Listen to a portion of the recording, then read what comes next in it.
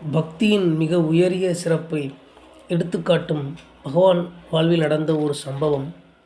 ஓர் அடியார் பகவானை கேட்டார், சுவாமி, தாங்கள் மதுரையில் இருக்கும்போது பெரிய புராணத்தை வேண்டி விரும்பி படித்தீர்களா? பகவான் கூறினார், இல்லை இல்லை, நான் அதை தற்செயலாக படிக்க நேர்ந்தது. என்னுடைய சிறிய தந்தைக்கு இப்பெரிய புராண புத்தகத்தை ஒரு துறவி கொடுத்து அதை படிக்கச் சொல்லியிருந்தார். அதை நான் தற்செயலாகத்தான் எடுத்து படித்தேன். அதில் எனக்கு ஓர் ஈடுபாடு ஏற்பட்டுவிடவே புத்தகம் முழுதும் படித்து முடித்தேன். அதில் நான் லயித்து போனேன். இதற்கு முன் கோயிலில் உள்ள 63 நாயன்மார்களையும் நான் வெறும் சிலைகளாகவே கருதினேன்.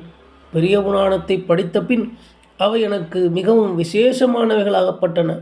நான் நடராஜர் சிலையிடமும் 63 நாயன்மார்கள் சிலைகளிடமும் போய் கண்ணீர் பெருக நிற்பேன். நாயன்மார்களுக்கு அருளியது போலவே கடவுள் எனக்கும் அருள வேண்டும் என பிரார்த்திப்பேன். இவையெல்லாம் மதுரையில் நான் சிறிய தந்தையின் வீட்டு மாடி அறையில் மரண அனுபவம் பெற்ற பின்னரே நிகழ்ந்தவை.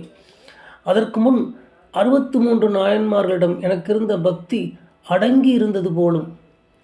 பகவான் இவ்வாறு கூறிய போது அடியவர் மறுபடியும் கேட்டார், பகவான் இந்த சிலைகளுக்கு முன் நின்று கண்ணீர் பெருகிய போது எந்த பாவத்தில் இருந்தீர்கள்? மீண்டும் பிறவா நிலை வேண்டும் என்றெல்லாம் வேண்டிக் கொண்டீர்களா என்று கேட்டார். அதற்கு பகவான் கூறிய பதில், பாவமா, நாயன்மார்களுக்கு அருளியது போல எனக்கும் அருள் புரிய வேண்டும். அவர்களைப் போன்ற பக்தி எனக்கும் அருள்கவென்று வேண்டி நிற்பேன். பிறப்பு இறப்பிலிருந்து விடுபட வேண்டும் என்பதெல்லாம் எனக்கு தெரியாது. பக்தியில் சிறந்தவரை அந்த மகேஸ்வரனே தேடி வருவார் அல்லவா?